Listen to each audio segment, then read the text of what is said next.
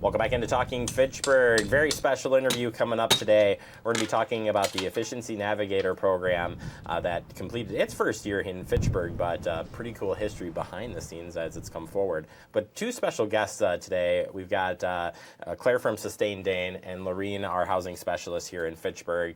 Thank you both for joining me. It's such a cool program to talk about, and now after year one, we get to talk about some of the successes that took place in the projects, but also what's going to be happening in 26. But let's play rewind first and start with Lorene. It starts with a plan, and it started way, 2019. It seems like a way long time ago. But talk about the planning stages to get to even bringing in this program to Fitchburg. Sure. So first of all, I want to say thank you for bringing us today. This is a great program, and I'm excited that we'll be renewing this program. So a little bit, I want to share who I am. Again, my name is Lorene Gage. My title is Housing Initiatives and Program Specialist, and essentially I bring in new programs and initiatives to the city. Kind of talking about 2019. So we had a housing plan in 2019. Pretty much every 5 years, we update and rewrite that program.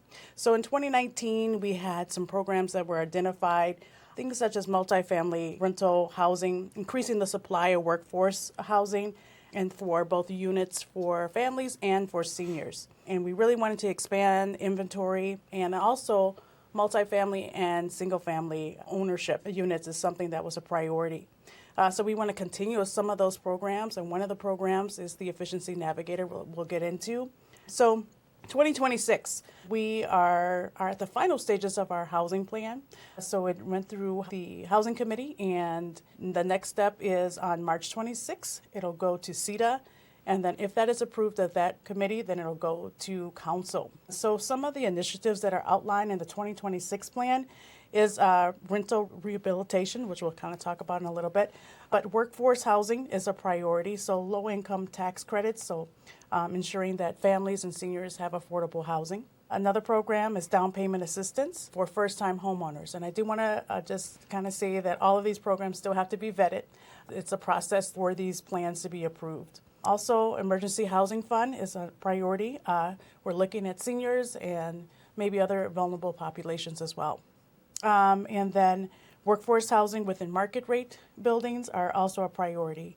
And we got these initiatives basically from a couple things. One, from feedback from the community through our surveys, through our forums. We also met with stakeholders and then staff members. And then we compiled that with data, and this is kind of what we came up with. So all of these programs are with the closure of multiple successful districts or tax incremental districts with the city. And we capitalize the housing fund, which is $10 million.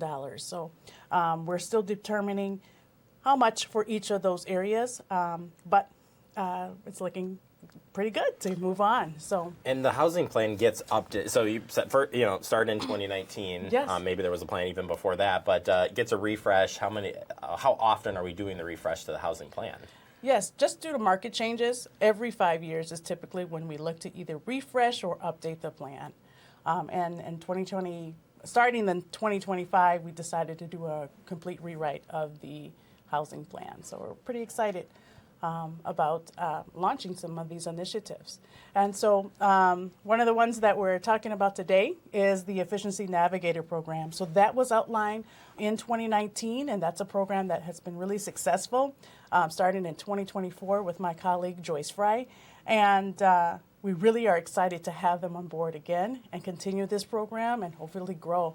So one of the things is that we want to do is prioritize our healthy neighborhoods, ensuring that we can support our residents, and some of the sustainable projects are helping them, and helping them with their utility bills is a big piece to ensure that they can lower those bills and have a healthy and stable environment. So we're excited to continue this program, but we are going to launch it this time around citywide, but again, prioritize those healthy neighborhoods. And funding was set aside, again, as you mentioned, the TID district closures set aside funding to fund this, a lot of projects, but this one in particular, they had some funds set aside as well, correct? Correct. Yeah, which makes it really fun, Claire, because we had some pretty cool projects last year. Claire from Sustain Dane, for folks not familiar with the Efficiency Navigator program, what is it in a whole? Yeah, so the Efficiency Navigator program is addressing that priority of investing in our existing affordable housing, because it's really important when we look at the whole housing market that we are building more, but also that we're making sure the housing that exists right now is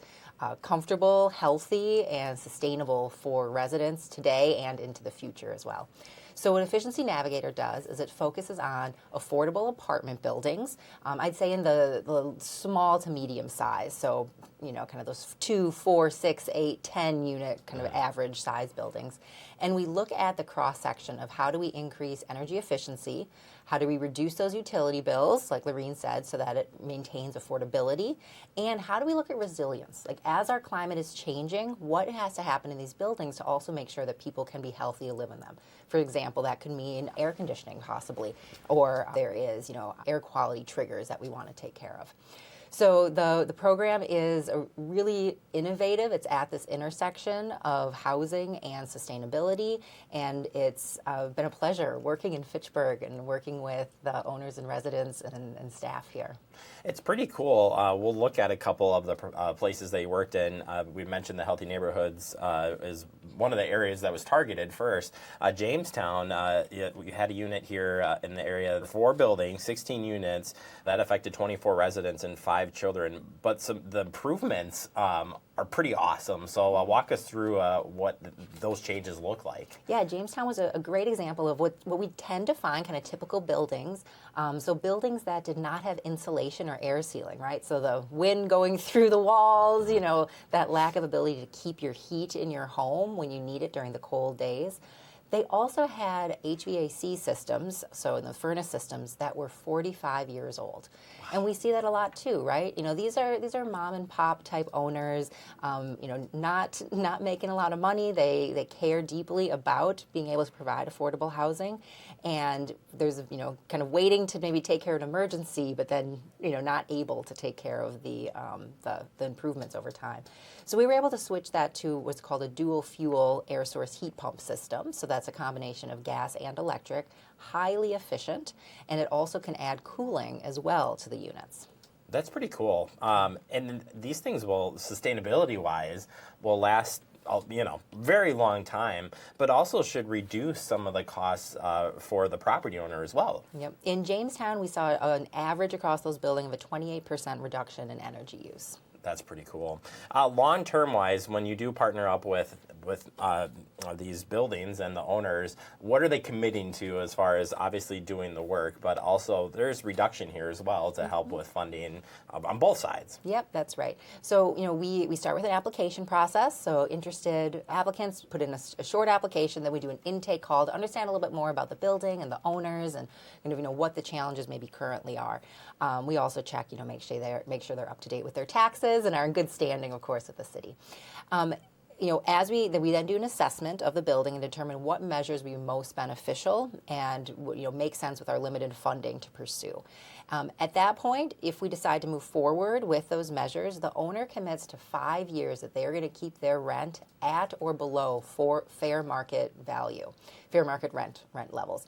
And the buildings already are hundreds of dollars less than that level. Sure. Like we're working in buildings that are already well below that. But that's the commitment that they make, in addition to the time and a lot of the resources that they put into being a part of this program. It's so cool.